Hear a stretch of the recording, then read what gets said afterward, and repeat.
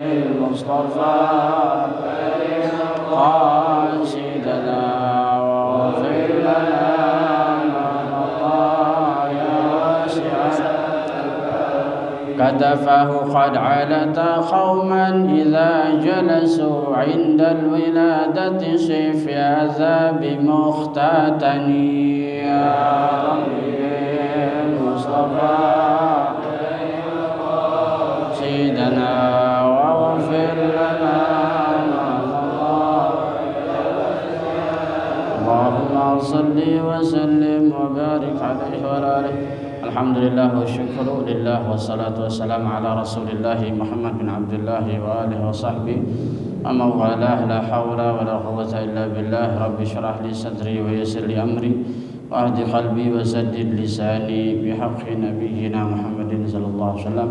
Allahumma inna nas'aluka al-futuh wal munuh wal rusukh wa taubatan nasuh wa salahal jasadi wal ruh. Kita lanjut paragraf terakhir daripada lembar yang kemarin, yang fotokopiannya hilang entah kemana. Bismillah, qala al-musannifu asy-syekh Izzuddin bin Abdissalam. Ini pengarang kitab namanya Syekh Izzuddin bin Abdissalam, dijuluki sebagai Sultanul Ulama, raja para ulama. Jadi mengapa beliau dijuluki seorang raja para ulama? Karena dulu ada seorang sultan, ada seorang raja. Biasa namanya di timur zaman dulu itu, setiap negara, setiap belahan negara itu ada pemimpinnya, ada sultannya, ada rajanya.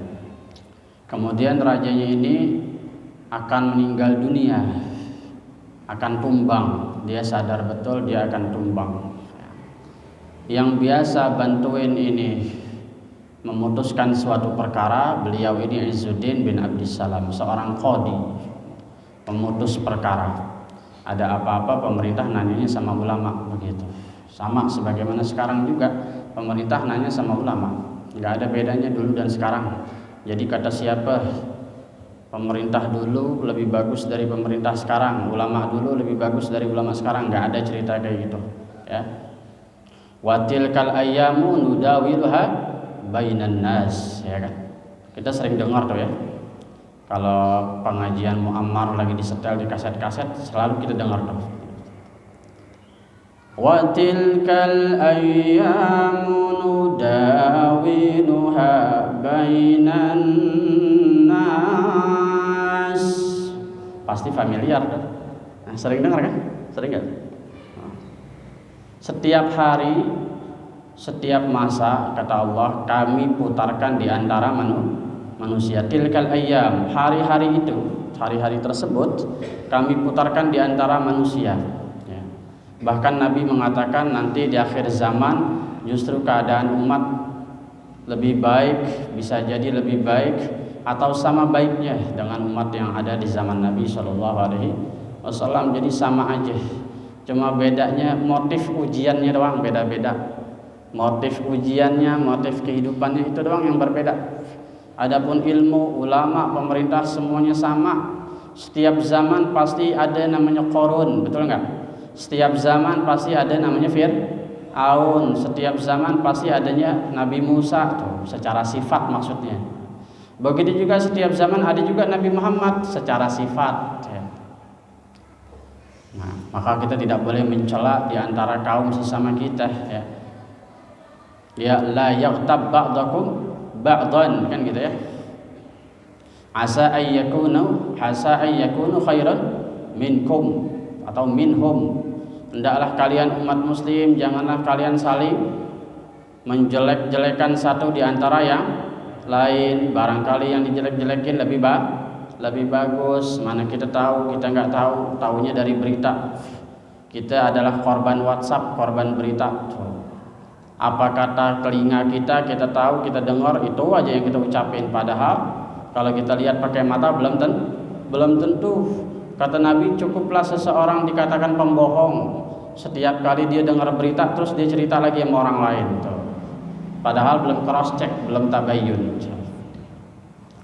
Nah ini Syekh Izzuddin bin Abdissalam seorang qadhi. Satu saat raja ini sekarat mau meninggal, maka dikatakan tenang, ada qadhi, ada Izzuddin bin Abdissalam yang akan terus menjaga kekuasaanmu, dalam arti terus memberikan maslahat buat orang-orang muslimin. Maka si raja ini mengatakan al-yaum damat sultani atau wilayati. Pada hari ini aku nyatakan insya Allah akan abadilah kerajaanku. Maksudnya abadi kerajaanku adalah beliau meninggalkan seorang qadhi, seorang ulama yang bisa memberikan ketentraman bagi negaranya. Jadi sejak zaman dulu yang namanya qadhi, yang namanya ulama itu bersinkronisasi sama pemerintah. Nggak ada ceritanya ulama datang ke pintu pemerintah, ulama ulama zalim, nggak ada. Masing-masing ada tugasnya, masing-masing ada ladang dakwahnya. Kalau kata Syekh Maimun Zubair, kalau semua ulama kagak ada di pemerintahan, nanti yang ngisi pemerintahan orang-orang zalim. Jadi mesti ada. Buktinya yang ngomong gitu masuk partai juga kan gitu ya. Maka kita janganlah saling membenci, saling mencela. Yang paling penting dia kita adalah ngaji. Apa yang kata Syekh Izzuddin bin Abdissalam?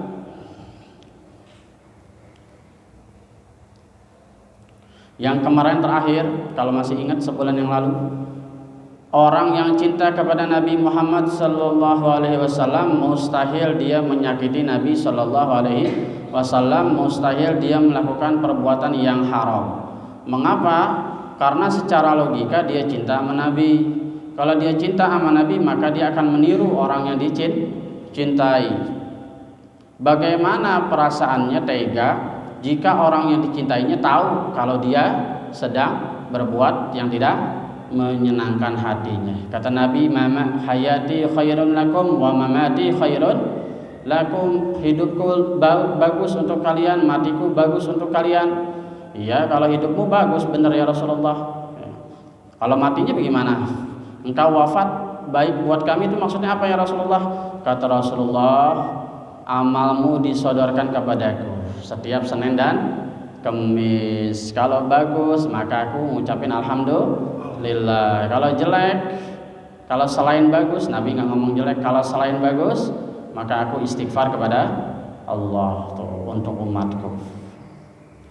Maka janganlah kita menyakiti Nabi dengan perbuatan-perbuatan yang muharramat.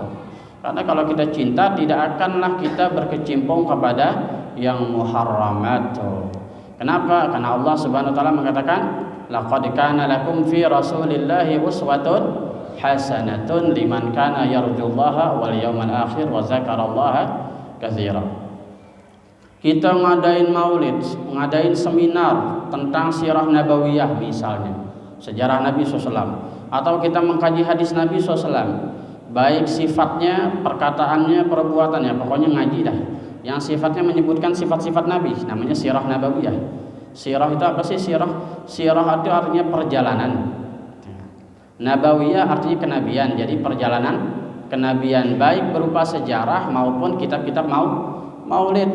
Untuk apa sih dibacain? Supaya kita bisa dengar akhlaknya Nabi Muhammad. Nanti setelah itu kita tiru. Tapi peniru-peniru yang benar, orang-orang yang bisa meniru secara benar hanya orang-orang yang kana yarjullaha wal yaumal akhir, orang yang pikirannya akhirat. Enggak ada cerita bisa niru Nabi kalau pikirannya sebatas dunia, enggak ada. Karena semua orientasi Nabi kepada akhirat, enggak ada kepada dunia. Wa zakarallaha katsira, dan meniru Nabi sallallahu alaihi wasallam identik dengan orang yang berzikir, zikir yang banyak. Bukan wa zakarallah saja, tapi wa zakarallaha katsiran, halnya banyak. Jadi kalau zikirnya kita kadang-kadang itu sulit meniru Nabi. Kenapa? Karena pikiran kita nggak terarah. Orang yang zikirnya kadang-kadang biasanya lebih identik, perbuatan buruknya lebih banyak. Mustahil dong niru Nabi SAW. Tapi kalau dia banyak berzikir, maka dia ingat siapa yang mengajarkan dia berzikir, sebab siapa dia berzikir, nikmat apa, dengan nikmat apa dia bisa berzikir. tentu semuanya jasa Nabi Muhammad SAW. Dengan dia banyak berzikir, dia ingat Nabi. Dan perbuatan-perbuatannya akan terarah karena dia mengingat kepada Allah SWT. Itu otomatis niru Nabi SAW. Itu maksudnya.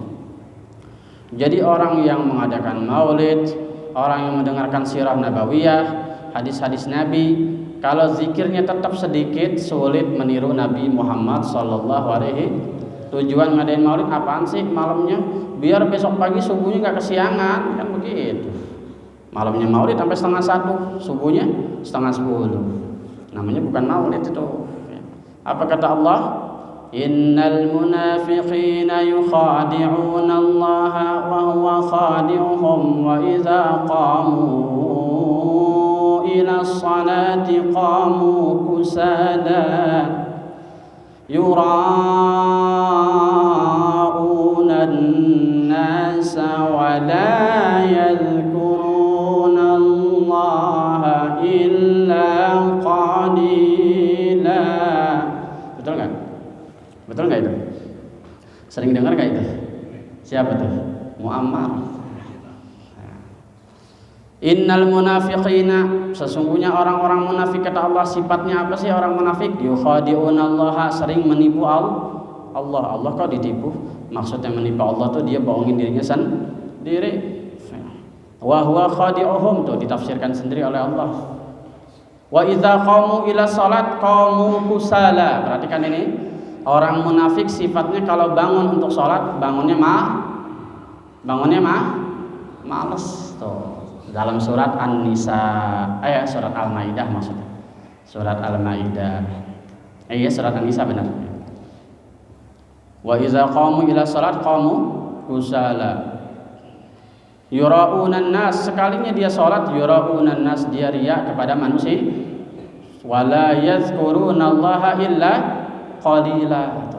Orang yang munafik tidak berzikir kepada Allah kecuali sedikit. Nah, di sini jelas orang yang niru Nabi uswatun hasanah liman kana yarjullaha wal yawmal akhir wa dzakarallaha katsira. Dua ayat ini satu dengan yang lainnya menafsirkan. Kalau kita belajar tafsir, ada tafsir Quran bil Quran. Menafsirkan Quran dengan ayat Quran. Maknanya adalah orang yang tidak meniru Nabi Muhammad SAW, orang yang jauh dari cinta Nabi Muhammad SAW, maknanya munafik. Kan jelas tuh tadi. Orang yang cinta kepada Nabi dan meniru perbuatan Nabi, maksudnya sunnah-sunnah Nabi, dia identik dengan wa dzakarallaha katsira. Sementara tadi ayat tadi orang munafik itu zikirnya sedikit. Mengapa begitu? Karena orang yang paling banyak berzikir adalah Nabi Muhammad SAW. Bisa dipahami nggak kira-kira? Wa kadzalika, dan demikianlah, kata ini pengarang kitab, man zaqa arafa, barang siapa yang merasakan maka dia akan mengenal. Man zaqa arafa, barang siapa merasakan maka akan mengenal. Maksudnya bagaimana ya? Maksudnya begini, di dalam hati kita nih, kalau kita belajar ilmu tasawuf, hati kita tuh sama aja sama langit. Gambaran orang tasawuf tuh, yaitu ada 7 lapis. Beberapa lapisan ada yang disebut dengan qalbun, yaitu dagingnya hati. Itu dinamain qalbun. Kenapa? Karena masih gampang berubah-ubah. Kalau kita ngaji tajwid, nun mati kita mubah, namanya apa? Nun mati kita mubah namanya apa? Hah? Wah, nggak ada yang hatam tajwid ini. Nun mati kita mubah hukumnya iqlab. Mengapa dikatakan iqlab? Karena bunyi nun mati berubah jadi mim toh. Min ba'di jadi mim ba'di. Ada 2 mazhab di dalam qiraat. Ada yang mengatakan ketika iqlab itu bil infiraj, mulutnya dibuka dikit. Ada yang mengatakan bil itbaq, mulutnya dirapetin. Maksudnya bacanya kadang-kadang bisa mim ba'di. Jadi mimnya nggak usah terlalu kencang.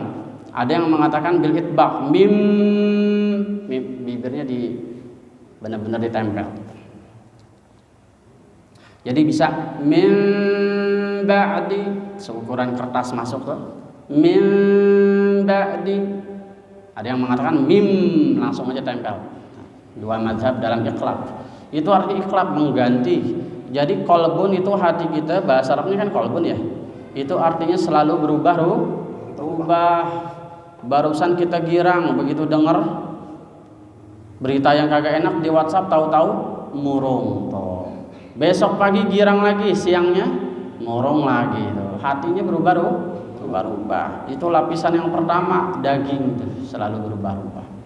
Kemudian masuk lagi ke dalam, ada yang namanya batinun, dalemannya daging, lebih terangan dikit. Ada lagi namanya zauq. Zauq itu apaan? Zauq itu diambil dari kata zaqa yazuqu, zauq artinya rasa. Sering banget kita dengar asroqol nih, ya Nabi salam alaika, ngerti mah kagak, tapi bawaannya mau nangis. Sering gak? Itu namanya maka zabal fuadu ma ra'a. Apa? Maka zabal fuadu ma ra'a. Ketika Allah memberikan perasaan kepada hati, si kita yang punya hati sampai nggak bisa mendustakan perasaan itu. Bawaannya pengen padahal mah kagak ngerti. Tapi gara-gara kebawa nada, entah nadanya, entah kita ngerti sedikit-sedikit tuh, itu penting. Makanya kalau kita suruh orang baca maulid, kasih yang suaranya enak tuh. Begitu juga azan, kasih yang suaranya enak. Begitu juga imam, kasih yang suaranya enak. Supaya apa? Supaya ada syiar. Itu namanya zauq, bisa merasakan walaupun nggak paham. Itu lapisan hati. Kemudian arafah, barang siapa yang merasakan maka dia akan arafah, akan kenal. Lama-lama dia neliti, kenapa ya saya kalau dengar Quran kok saya kayaknya tersentuh tuh. Sering gak tuh orang masuk Islam gara-gara begitu tuh? Sering banget tuh. Wa man arafa iltazama, barang siapa yang mulai mengenal maka iltazama, maka dia akan melazimkan, maksudnya akan meniru, senantiasa meniru Nabi. Karena dia kenal Nabi itu nggak ada perbuatan sama sekali menyentuh yang haram, makruh aja kagak, apalagi yang haram tuh. Wa man ahabba la yakrah, barang siapa yang sudah cinta kepada Nabi maka mustahil dia akan membenci Nabi SAW. Wa qala Maulana al-Mulla al-Qari, berkata Maulana Mulla al-Qari, seorang ulama yang wafatnya 1414, orang baru nih, 400 tahun yang lalu. Wal uzunu ta'syaqu qabla al-aini ahyanan. Nah, ini yang tadi dibilang nih, kadang-kadang kita kagak ngerti tapi kita ngerasain tuh. Begitu juga sama kayak tadi, kita belum menyaksikan kebenaran tapi dengar beritanya tuh dari kuping. Tetangga ngomongin si Ano padahal belum tentu. Kadang-kadang respon kita dari pendengaran lebih cepat daripada kita melihat. Kadang-kadang kita lebih banyak percaya sama kuping daripada sama mata. Padahal kita jelas-jelas lihat mata si A itu nggak kenapa-napa. Tapi karena 10 tetangga ngomongin si A itu jelek, akhirnya jadi jelek, dan kita mendustakan mata tuh. Padahal di mata kita jelas-jelas dia kagak jelek, kagak salah tuh. Sampai kita bingung sendiri, ini yang gua gedegin dari dia apaan ya? Padahal boleh dengar dari tetangga, tapi mendustakan matanya. Emang begitu. Katanya wal uzunu ta'syaqu qabla al-aini ahyanan. Kata seorang ulama tadi, Maulana al-Qari, katanya itu seringkali yang namanya kuping, telinga lebih memberikan bekas daripada mata tuh. Jadi walaupun kita nggak pernah ketemu Nabi, kalau sering dengar cerita tentang Nabi maka akan cinta, maksudnya begitu ya. Begitu juga sama kalau dibalik berita jelek biar kata si A kita bilang di mata kita kagak ngapa-ngapa, gara-gara 10 orang bilang jelek jadi jelek tuh. Seringkali kita terpengaruh sama kuping. Itulah pentingnya kita ceritakan sejarah-sejarah Nabi dan para wali, sering-sering disebut tuh. Wa ma min muslimin illa wa yuhibbu Rasulullah. Tidaklah seorang muslim kecuali dia pasti cinta kepada Rasulullah. Maknanya apa nih? Maknanya kalau kagak cinta ya bukan muslim tuh. Itu namanya mafhum mukhalafah kalau belajar tafsir. Maksudnya pemahaman yang dibalik. Begitu juga sebaliknya, Kalau dia nggak cinta berarti hakikatnya tidak muslim. Ya tapi saya Islam Ustaz. Ya Islam KTP kayak di SCTV itu. Wa yajibu wa yuhibbu Rasulullah.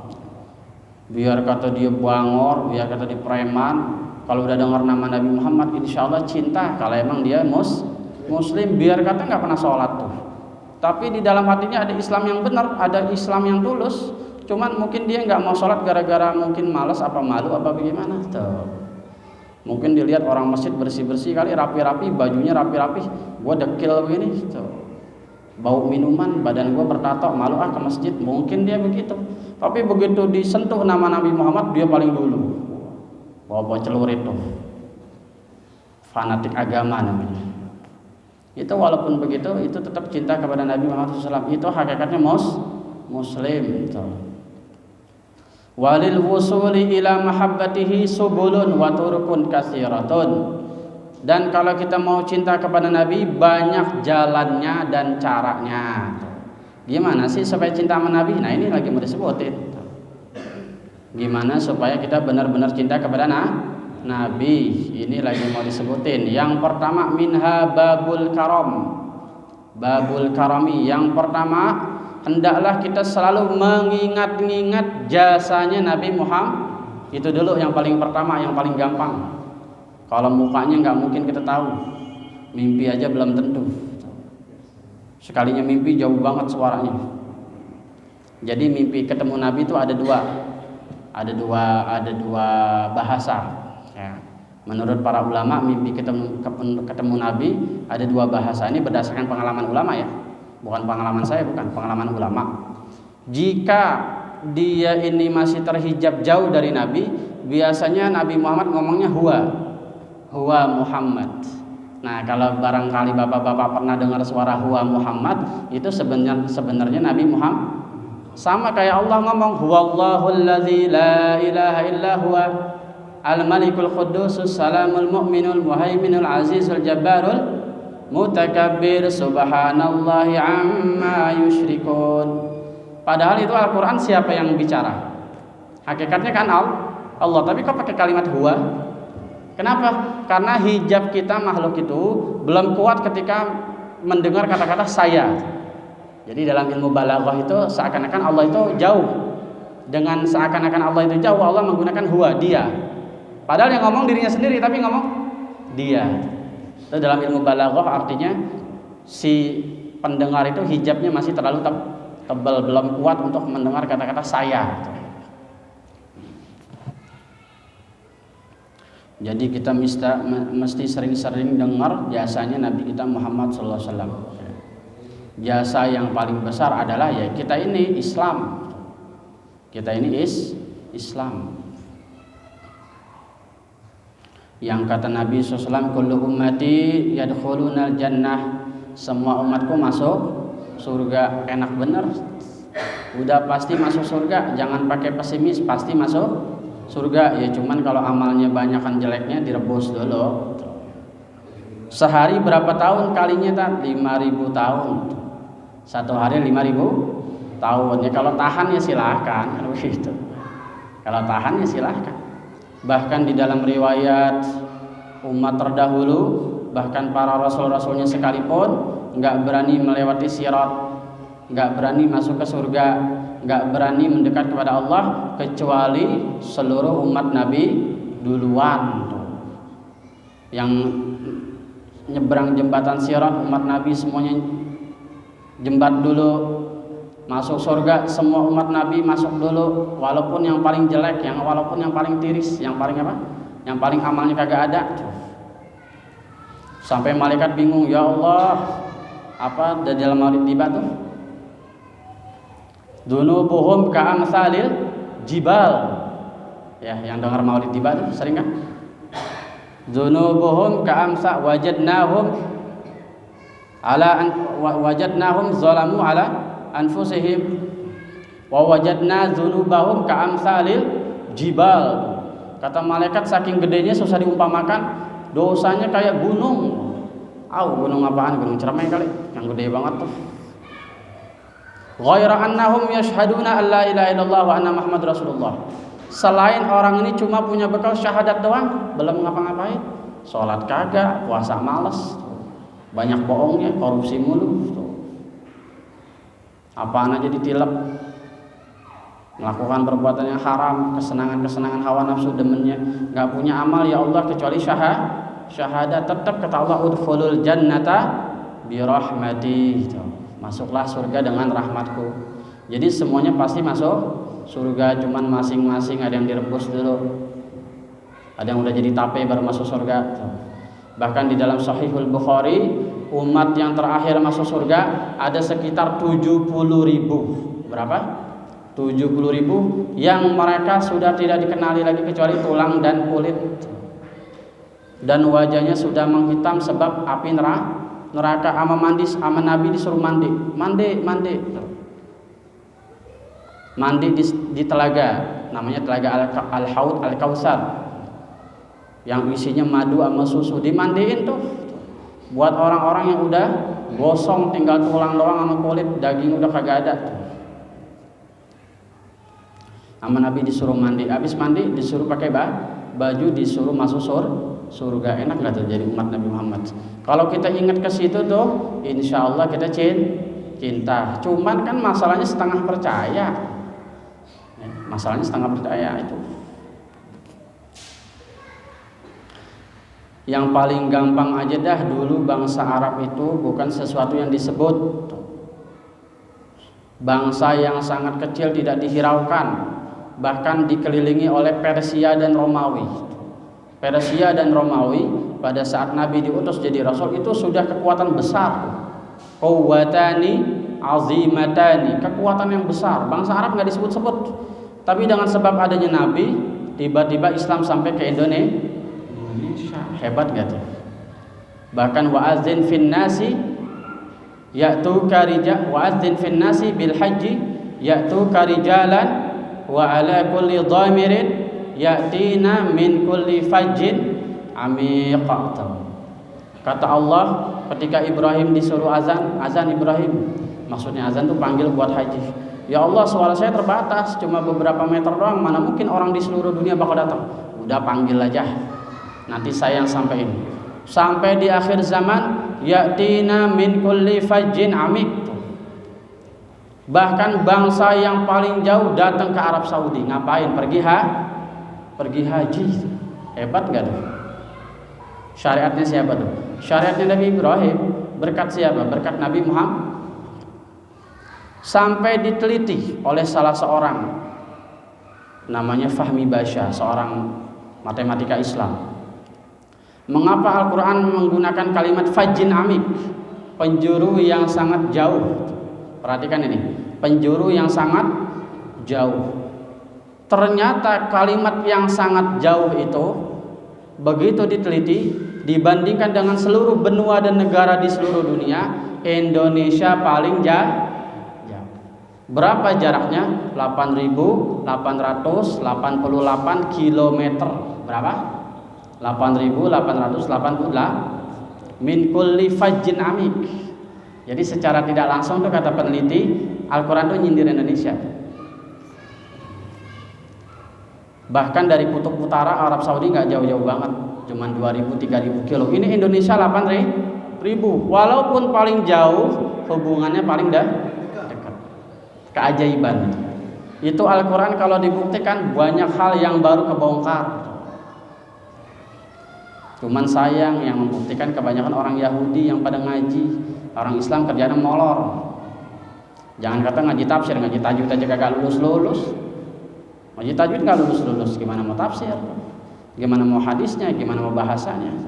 Sayangnya kebanyakan profesor, doktor, peneliti kebanyakan Yahudi. Tapi itulah keajaibannya. Justru dengan sebab kesaksian dari luar kita bisa percaya. Kan kita keseringan begitu tuh. Kalau ada ustadz tetangga, baunya mah bau bangke. Tapi kalau ada ustadz dari jauh, baunya bau harum. Kalau orang bener yang dekat yang ngomong bau bangke, ngomong aja lu kan gitu. Tapi kalau ustadz dari jauh, padahal bayarannya gede loh, 2 juta, diomelin, dimaki-maki, nyengir-nyengir aja tuh kita tuh. Coba tuh kita ngadain maulid tuh.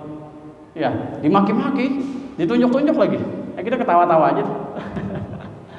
Coba kalau ustadznya tetangga diomelin baik-baik, ngamuk gitu. Bener gak tuh? Wal udhunu ta'syaku qabla al-ain ahyanan, itu penting ya. Itu yang pertama, bagaimana caranya cinta kepada Nabi. Kita sering sebut-sebut jasanya Nabi Muhammad, kedermawanan Nabi Muhammad tuh. Fa Rasulullah karimun bi tabihi wala yamunna. Rasulullah sallallahu alaihi wasallam itu karimun bi tabihi, memang udah wataknya orang yang mulia, wala yamunna, dan Rasulullah tidak pernah mengungkit-ungkit. Rasulullah nggak pernah ngungkit-ngungkit kalau dia berbuat baik. Bahkan ketika Rasulullah meninggal dunia, ada seorang Yahudi yang biasa disuapin.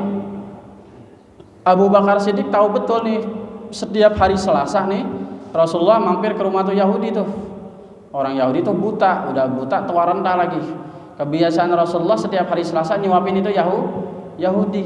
Begitu dirasain sama tuh Yahudi, kok suapannya lain? Kamu siapa?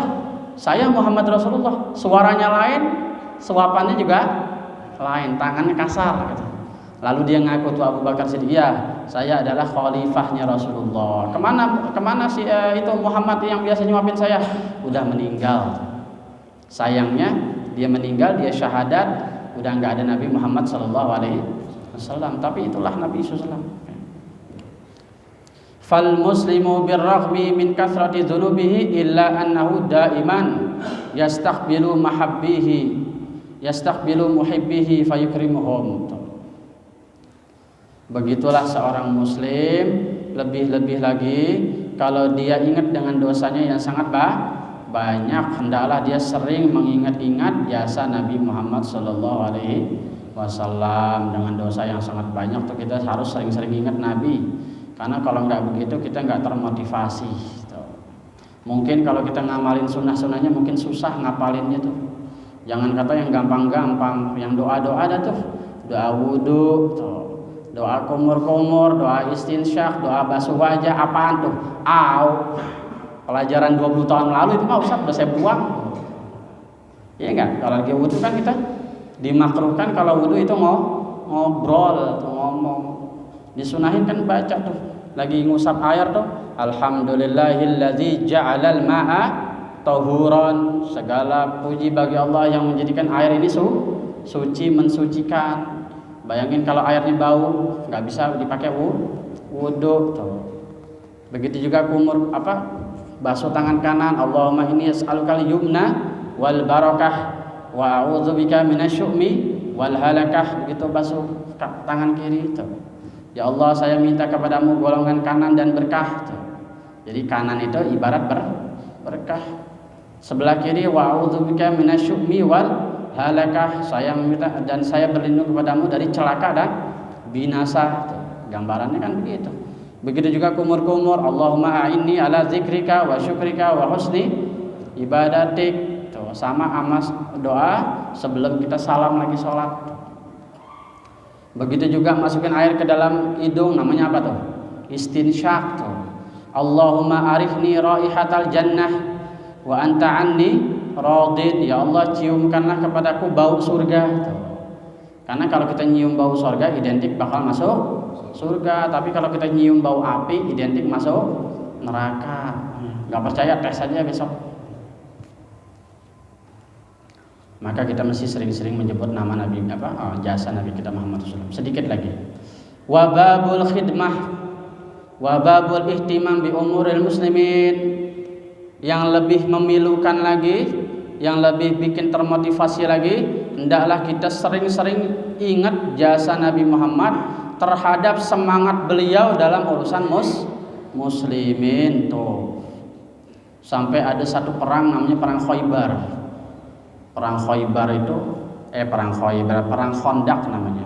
Khandaq itu bahasa Persia artinya parit, galangan atau comberan kalau sekarang. Tapi paritnya gede, ya. Yang kira-kira seukuran kuda paling bagus saja nggak bisa loncat. Itu galinya berbulan-bulan itu, sampai 2 bulan sampai dengan 3 bulan. Itu mengelilingi batas kota Madinah supaya musuh nggak masuk. Nggak taunya udah capek-capek gali parit, perangnya kagak jadi. Ya orang nggak ada yang sampai. Kata musuhnya, capek-capekin aja nih kita lewatin situ. Yang ada kita jatuh ke jurang. Akhirnya cuman main panah-panahan doang, sebagian kalah pulang. Udah capek-capek gali parit, perangnya kagak jadi. Malah yang di belakang memberontak, yaitu umat Yahudi, Bani Quraisyah. Begitu Nabi lagi cuci pedangnya tuh, turun malaikat Jibril. Ngapain lo? Lagi cuci pedang, perang belum selesai, di belakang ada yang memberontak tuh. Bayangin urusan depan belum kelar, perangnya bukan perang fisik tapi perang urat. Kita kalau kerja perang urat, kira-kira pagelan mana? Lebih baik manggul batu udah seharian daripada perang urat, berdebat sama ketua kan gitu ya. Belum lagi berdebat sama emak-emak. Lo mau makan apa nih sekarang? Ribut dah tuh masalah urat syaraf tuh.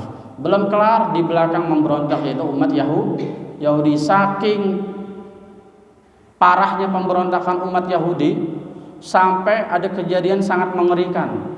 Kenapa? Karena semua laki-laki muslimin sibuk ngurusin parit. Yang tersisa cuman tinggal perempuan dan anak kecil. Di situ ada bibinya Rasulullah, nyawanya terancam. Wah, bayangkan itu. Bahkan di Madinah ada Yahudi tahu umat Islam yang laki-laki yang kuat-kuat pada jalan, pada bikin parit di luar perbatasan, dia tahu sisanya cuma perempuan dan anak-anak. Sampai diserang itu benteng umat Islam, sampai bibinya Rasulullah hampir celaka tuh. Udah di depan perang urat syaraf, di belakang pemberontakan. Bayangkan itu. Perang-perang Nabi Muhammad SAW membela umat Islam. Begitu juga perang Badar dan lain sebagainya, perang Uhud dan lain sebagainya. Terus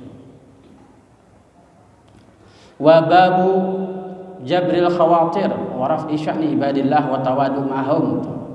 Dan juga kita masih sering-sering mendengar kisah-kisah Nabi yang beliau itu selalu mengangkat derajat umat Islam dan selalu bertawadu bersama mereka. Maksudnya tawadu itu apa ya? Gambaran paling gampang, Rasulullah itu tidaklah duduk kecuali di sisa tempat duduk. Rasulullah nggak pernah duduk pakai disediain. Alas duduknya Nabi baru disediain. Kalau ketahuan Nabi duduknya di mana? Bisa dipahami nggak nih? Mana ada raja kayak gitu? Coba kalau dipikirin. Raja di dunia yang paling kaya mana ada sampai kaya begitu. Ini Rasulullah tidaklah alasnya digelar kecuali kalau sudah ketahuan beliau duduknya mau di mana.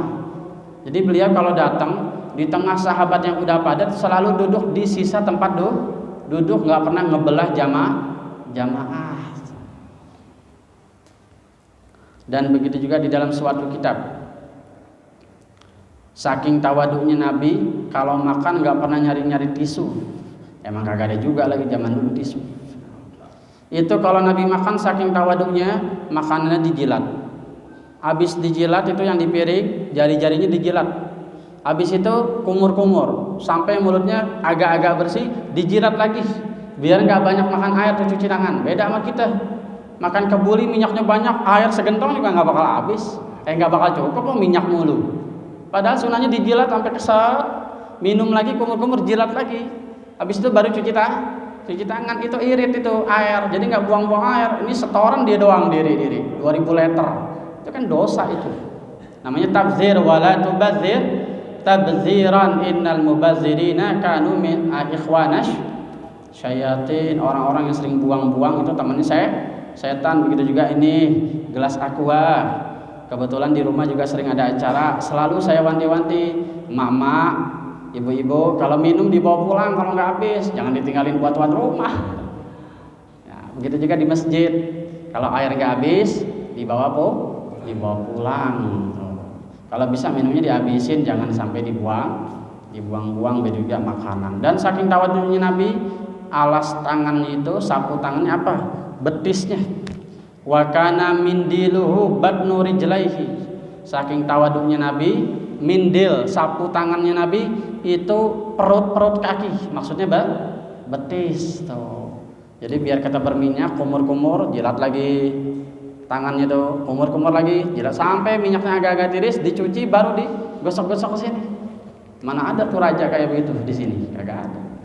Beda sama kita kalau makan nyari tisu. Nah, itu sedikit supaya kita makin cinta sama Nabi Shallallahu Alaihi Wasallam, karena berhubung fotokopiannya kagak ada. Wa ja'ala hawal muslim taba'an lima ja'a bihi Rasulullah SAW. Dan terakhir, Rasulullah selalu mengajak hawa nafsu kita mengikuti apa yang dibawa oleh Nabi Muhammad Sallallahu Alaihi Wasallam. Kata Nabi, tidaklah seorang muslim dikatakan benar-benar muslim sampai hawa nafsunya ikut apa yang saya bawa. Kesenangan kita harus ikut sama kesenangan Nabi, terutama yang muda-muda. Yang muda syahwatnya masih gede, tapi dipaksa buat ikut apa yang dibawa oleh Nabi, yaitu belajar tuh. Kalau yang tua-tua sih wajar nggak mau belajar, udah lemah. Yang muda-muda justru jaminan dari Allah itu nanti di arusnya Allah tidak ada naungan kecuali naungan Allah. Salah satunya apa? Syabun nasya'a fi ibadatillah tuh. Pemuda yang tumbuh ibadah kepada Allah. Kalau masih muda-muda ibadah, maka tuanya insya Allah husnul khatimah. Begitu juga yang tua-tua juga, mudah-mudahan kita semuanya disehatkan oleh Allah SWT. Ini kita masuk bulan Safar, bentar lagi masuk bulan Maulid, bentar lagi puasa, bentar lagi Lebaran. Mudah-mudahan kita disehatkan oleh Allah SWT. Rezeki kita dilancarkan oleh Allah SWT. Ini masjid ma'muran bil khair, diterangi oleh Allah SWT. Bihadhihi niyyah ala kulli niyatin salihah. Wa ila hadratin Nabi Muhammadin sallallahu alaihi wa alihi wasallam syai'un lillah lana wa lahu. Al-Fatihah. A'udzubillahi minasyaitonir rajim. Bismillahirrahmanirrahim. Alhamdulillahirabbil alamin arrahmanir rahim maliki yaumiddin iyyaka na'budu wa iyyaka nasta'in ihdinas siratal mustaqim siratal ladzina an'amta 'alaihim ghairil maghdubi 'alaihim waladdallin amin. Rabbana taqabbal minna innaka antas samiul alim wa tub 'alaina ya maulana innaka antat tawwabur rahim. Allahumma ihdina bihudaka waj'alna mimman yusari'u fi ridhak wa la tuwallina waliyan siwak wa la taj'alna mimman khalafa amraka wa 'asak. Hasbunallahu wa ni'mal wakeel, ni'mal mawla wa ni'man nasir. La haula wa la quwwata illa billahil aliyyil azim. Wa sallallahu ala sayyidina Muhammadin wa alihi wasallam. Alhamdulillahi rabbil alamin. Wa lafa minkum. Assalamualaikum warahmatullahi wabarakatuh. Terima kasih kita ucapkan kepada kita Bapak Ustaz Matahari yang baru saja menyampaikan mengenai kita